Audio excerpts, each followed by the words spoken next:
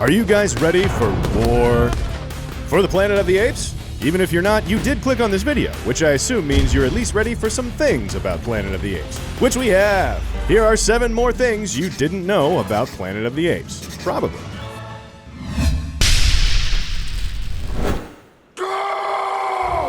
It's undeniable that the special effects in Dawn of the Planet of the Apes improved on the effects we saw in Rise of the Planet of the Apes. As technology continues to improve, so does CGI and motion capture-based animation. In fact, the technology improved so much that when Caesar is watching this old footage, they had to fake the ape. The footage does use Andy Serkis's and James Franco's original performances from a scene that wasn't used in Rise of the Planet of the Apes. But by the time they were making Dawn, they'd developed better technology and they'd rebuilt all of the apes. If they'd used the original ape from Rise, it wouldn't have looked as good and would have been inconsistent with the apes in Dawn, so they had to re-render the whole thing. And that's just one of several, really a lot of do-overs that went down when making this film. Hot damn, my segue game is bananas. Next thing.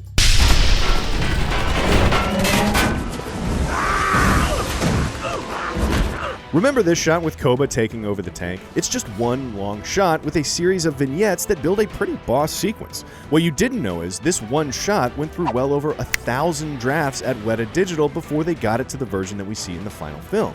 There were so many man-hours of visual effects and animations going into the shot, it took 9 months to complete it. Once director Matt Reeves finally approved the shot, the guys at Weta popped a bottle of champagne to celebrate finally being done with it. Of course, they're much more well-natured than I am. I would have gone ape shit by the time he asked for draft 697. Moving on.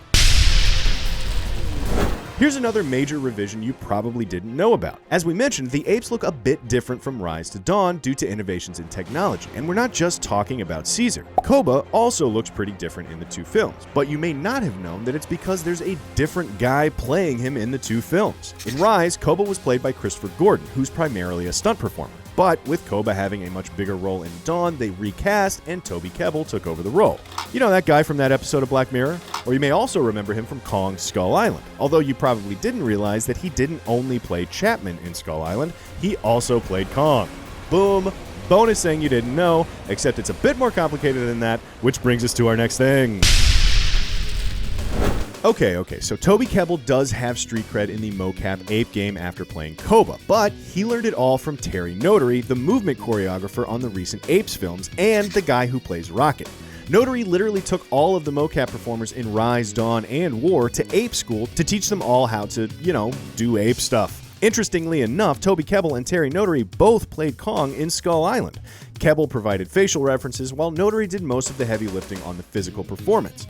In another Planet of the Apes King Kong crossover coincidence, Andy Serkis also played Kong, but he did it in Peter Jackson's King Kong from 2005. Because there's a handful of you out there who are already typing a complaint right now about how this thing is more about King Kong than it is about Planet of the Apes, here's a quick bonus thing. Terry Notary, Andy Serkis, and Karen Konoval, who plays Maurice, are actually some of the only motion capture performers to reprise their roles from Rise of the Planet of the Apes in the prequel sequel. We already covered the Koba switcheroo, but stunt performer Devin Dalton, who played Cornelia, was replaced with Judy Greer in Dawn of the Planet of the Apes. And, quick bonus on a bonus, Devin Dalton also did some mocap work on Rise as Caesar. She would often double for Andy Serkis since Serkis is 5'8", and Caesar is only supposed to be 5'3".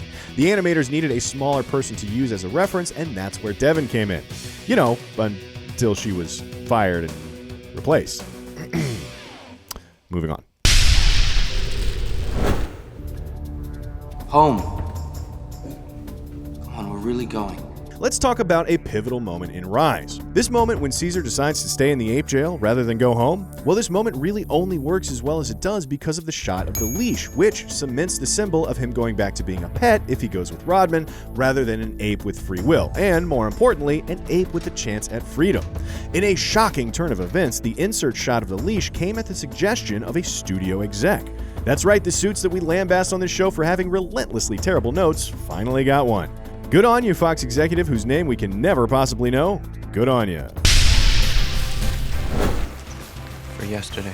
Maurice is a fan favorite in the recent Apes films, and most of the credit for that goes to Karen Konoval, who plays him. And she really commits to the role. She spends time with orangutans to observe their mannerisms and, paints with them and junk. The point is, she puts in the research and it shows. Rise's director, Rupert Wyatt, was so impressed with her as an actress that he also put her in the film as a human. That's her right there, giving James Franco a hard time.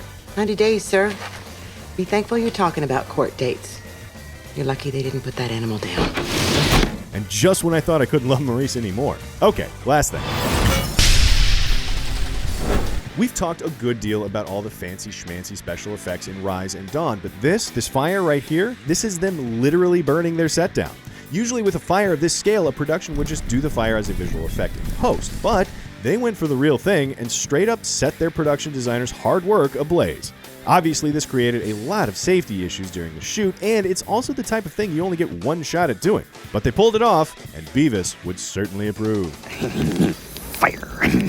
By now, you are hopefully 7 or more things smarter about Planet of the Apes. Thanks for watching, and subscribe to CineFix for more true-ish things about movies, and sometimes ape shit, right here on Things You Didn't Know.